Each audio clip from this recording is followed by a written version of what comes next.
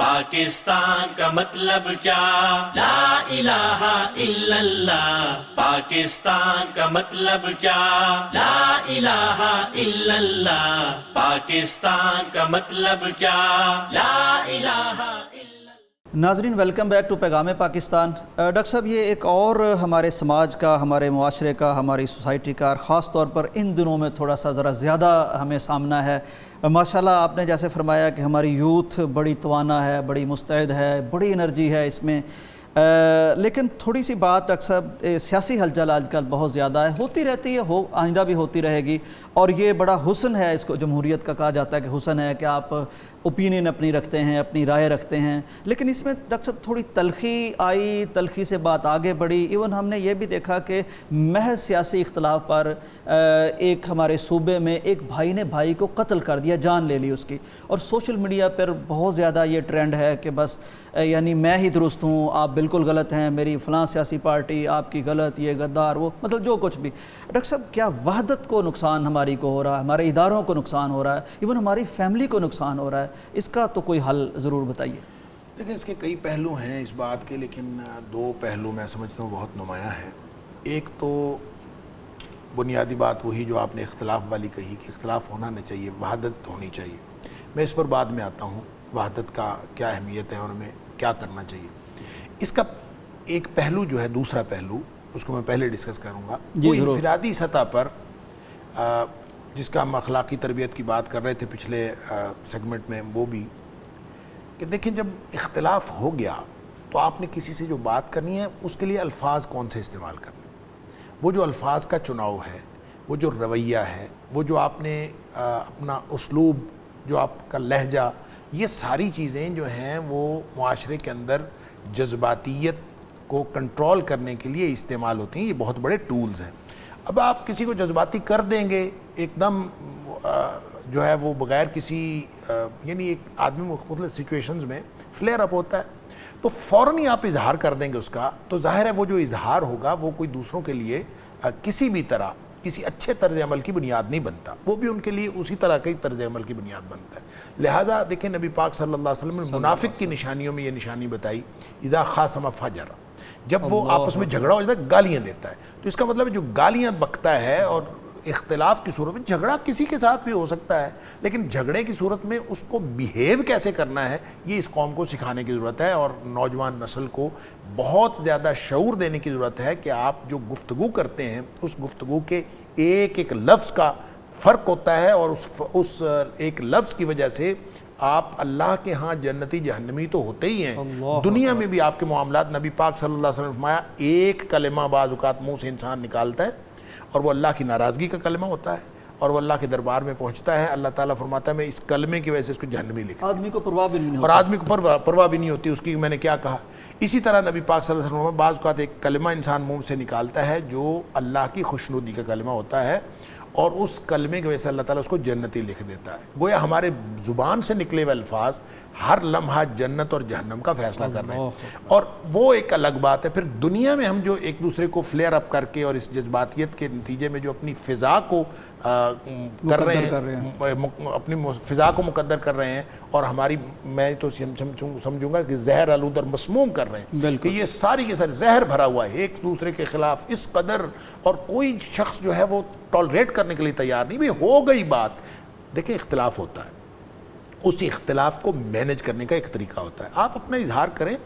ہم نے تو یہ طے کیا ہوا ہے کہ ہم نے دوسرے کو منوانا ہے، یعنی بحث کا مطلب منوانا بھی بزور ہے، دلیل بحث کا مطلب کہ وہ میری بات مانے، اور اگر نہیں مانتا تو اس کا مطلب وہ غلط ہے، اور وہ دوسرا شخص بھی یہی سمجھ رہا ہے کہ اگر یہ نہیں مانتا تو یہ غلط ہے. جب وہ غلط ہے تو پھر اس کو گالیاں دینا بھی جائز ہے، اس کا نام بگاڑنا بھی جائز ہے. یہ ہمارے ہاں اوپر سے لے کر نیچے تک یہ جو ٹرینڈ چل پڑا ہے یہ انتہائی خطرناک اور خوفناک ٹرینڈ ہے.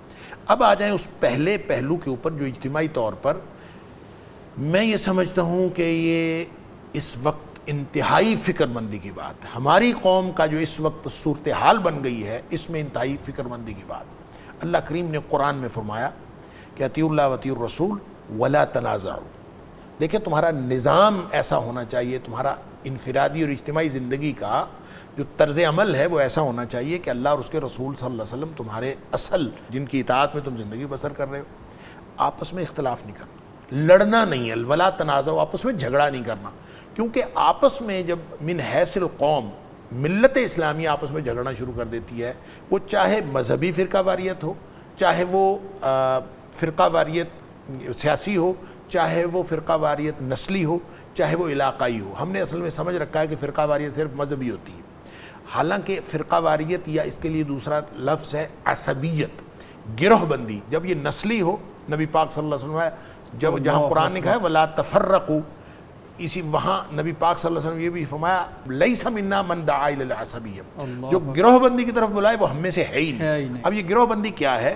گروہ بندی یہ ہے کہ میں فلاں جماعت سے ہوں، آپ فلاں جماعت سے ہوں، میں فلاں صوبے سے ہوں، آپ فلاں صوبے سے ہیں، میں فلاں نسل سے ہوں. تعارف کے لیے ہو تو پھر ٹھیک ہے. میں یہی عرض کر رہا ہوں، یہ جو جتنے بھی نسلی طور پر، علاقائی طور پر، نظریاتی طور پر یہ جتنے بھی گروہ ہیں، یہ اگر گروہ بندی ہو، اب گروہ بندی ہوتی کیا ہے؟ فرقہ واریت ہوتی کیا ہے؟ عصبیت کیا ہوتی ہے؟ عصبیت کیا ہوتی ہے؟ پہلی تو بات میں اپنے مکمل کر لوں کہ جہاں کہیں عصبیت ہوگی، فرقہ واریت ہوگی، قوم آپس میں ٹوٹے گی، تو اس کا نتیجہ کیا نکلے گا؟ قرآن نے کہا فَتَفْشَلُوا، کہ تم کمزور پڑ جاؤ گے، وَتَذْهَبَ رِيحُكُمْ، اور تمہاری ہوا اکھڑ جائے گی، روب جاتا رہے گا، روب عزت ختم ہو، جاتی آپ رہے گی. یہی کہیں آپ ملت رہیں گے ہی نہیں. اللہ اب اس کے بعد ظاہر ہے جب آپ کا روب ہی ختم ہو گیا، جیسے نبی پاک صلی اللہ علیہ وسلم نے فرمایا کہ تمہارے جو ایک وقت آئے گا کہ تم بہت کثیر تعداد میں ہوگے لیکن لوگوں کے لیے ترنے والا ہوگے، قومیں تمہارے اوپر جو ہے وہ پل پڑیں گی، ٹوٹ پڑیں گی کھانے کے لیے، جیسے بھوکے جو ہیں وہ کھانے کے اوپر ٹوٹ پڑتے ہیں. تو صحابہ نے کہا ہم تھوڑے ہوں گے، فرمایا نہیں زیادہ ہوں گے، لیکن تمہاری حالت یہ ہوگی کہ تم آپس میں وہ جو تمہاری حیثیت خس و خاشاک کی طرح ہوگی، اور تمہاری ہیبت تمہارے دشمن کے دل سے نکل جائے گی، ہیبت ہی کوئی نہیں ہوگی، کچھ بھی نہیں، رو بھی کوئی نہیں. وہ ہے فَتَفْشَلُوا وَتَذْهَبَ رِيحُكُمْ. اب یہ کیوں ہو جائے گا؟ وہاں پہ تو فرمایا کہ اس کی وجہ یہ ہے حب دنیا، وہ حب دنیا و کراہیت الموت. لیکن یہاں ہے تنازع، آپس میں اختلاف نہ کرو. میں یہ بات کر رہا تھا کہ ایک تو بات ہے اختلاف نہیں کرنا، دوسرا جو عصبیت کیا ہے، جس عصبیت جو مہلک ہے پوری دنیا پوری ملت کے لیے، وہ عصبیت تعارفی طور پر گروہ ہونا نہیں ہے. ٹھیک ہے. وہ گروہ کی یا تنظیم کی یا کسی مسلک کی یا کسی بھی صوبائی پہچان کی موجودگی، یہ عصبیت نہیں ہے.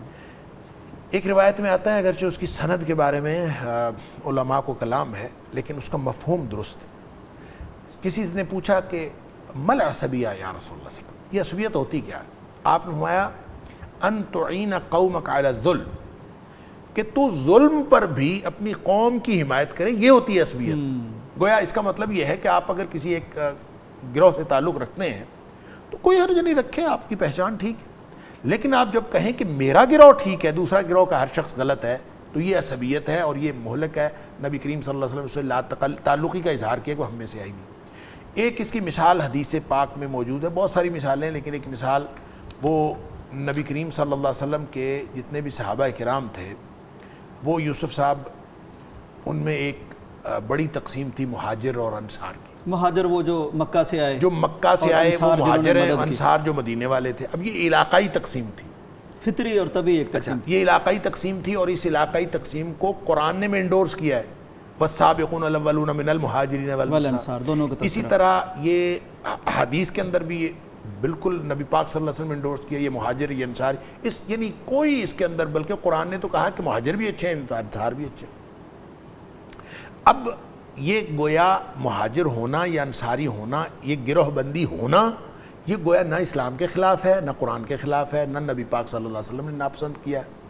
لیکن یہی گروہ مہاجر اور انصار کا جب یہ اس بات کی بنیاد بننے لگا کہ عدل اور ظلم کا فیصلہ اس گروہ بندی کی بنیاد پر ہو، تو اس پر نبی پاک صلی اللہ علیہ وسلم نے یہ موقع ہوا غزوہ بنی مستلق سے واپسی پر، جب نبی کریم صلی اللہ علیہ وسلم نے ایک جگہ پڑاؤ کیا تھا، ایک انصاری اور ایک مہاجر کی لڑائی ہو گئی، اس کی کوئی چھڑی لگ گئی ہے، اس کی لڑائی ہو گئی، تو اس نے آواز دی یا للانصار، اس نے آواز دی یا للمہاجرین، او مہاجرو آؤ میری مدد کرو. اس نے کہا او انصاریو مدد، جیسے آج کل موقف نہیں، فرقہ ہم ہو گئے. ہاں، یعنی اس میں یہ نہیں ہے کہ کون ظالم کون مظلوم، یہ نہیں، بلکہ یہ کہ میرے گروہ کے لوگوں آؤ میری مدد کرو، چاہے میں ظالم ہوں چاہے میں مظلوم، میرے گروہ کے، میرا دھڑا ہے، میری پارٹی ہے، آ کے میری مدد کرو. اس نے کہا میرے گروہ والے میری مدد کرو.